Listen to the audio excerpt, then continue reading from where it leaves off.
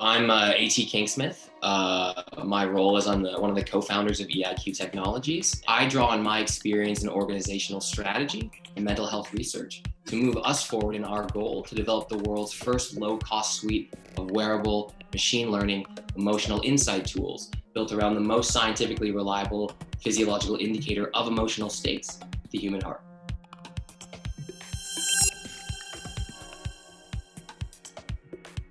What we do at EiQ Technologies is basically we've designed a software that converts heart rate into emotional states and then maps it on a 4-quadrant grid to allow users to get an idea of kind of like how their moods change throughout the day based on stimuli, like what they're doing outside, what they're doing on the computer, to help contextualize feeling.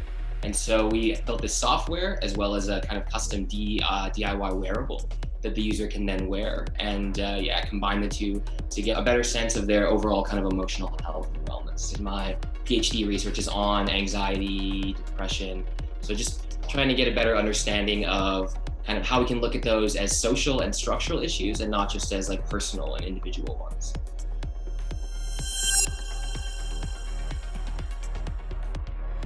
Before the pandemic, I was kind of meeting face-to-face with potential future clients, industry associations, potential funders. So essentially my day-to-day was scheduling meetings, knocking on doors. Because EiQ Technologies is in the wellness industry and we're working on developing a wearable, it's important for me to be in the same space with investors, therapists, and future clients when demoing our prototype. So across my teaching and research, I found it when you're sitting in a room with someone, it's much easier to connect and share your ideas. So essentially, I was just trying to get the word out in person before COVID as much as possible.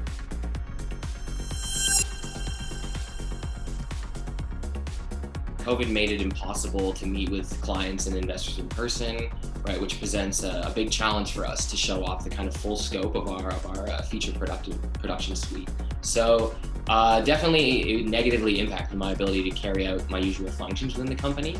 And obviously we started trying to make the move to online and Zoom, but we found even at the outset, people would, have a bit of Zoom fatigue, and it was definitely harder to try and schedule meetings and meet people without being able to do so in person.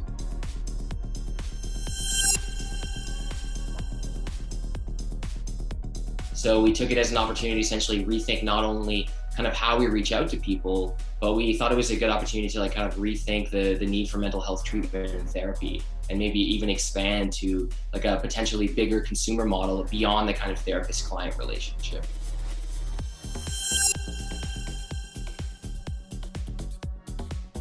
Essentially, we've connected with some of the therapists that we want to build this beta project with, and we're kind of getting things in place to do that launch at the end of the year. So we're still kind of on that timeline, even though, admittedly COVID sort of slows things, but it's definitely changed how we're going to think about what the next step is after this. Because this is an important phase for us just to kind of like get more data, train the machine learning algorithms, right? Work out any kinks. It was kind of inevitable.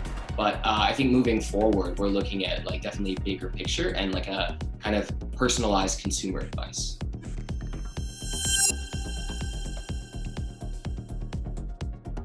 I think that often when you are looking to sort of meet people and share ideas, it can happen so much more organically in person. You're at conferences and meetings and workshops and classrooms, and you can see the connection so much more easily. So just personally, in sort of as that's changed, and I haven't been able to rely on that kind of personal face-to-face interaction, just had to kind of reassess what are ways you can reach out to people online that create meaning and create connection and kind of help you to stand out in ways that would be, again, easier to do, I think, face-to-face.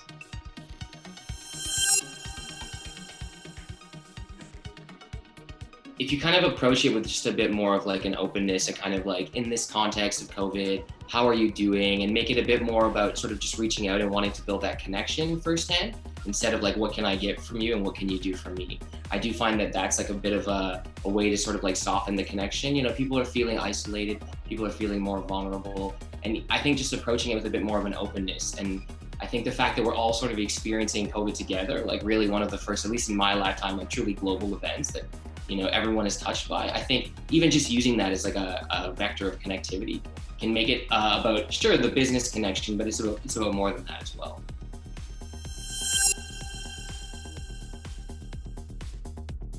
Personally, I'd always approached problems from a kind of like research perspective. So it's like, is the data sound? Are the findings consistent with other findings? Is it sort of scientifically valid? And what's really helped me in this process is to just think about new ways of presenting and framing problems and issues for people.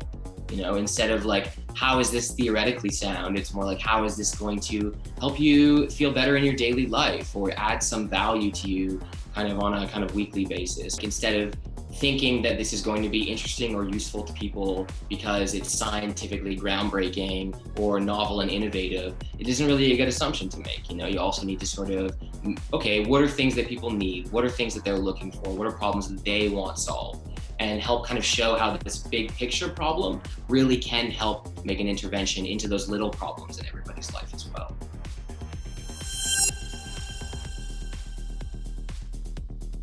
You can check us out at EiQTechnologies.com or on Twitter at EiQ Technologies. And you can use that to access our GitHub. We have a Medium. It's all at EiQ Technologies.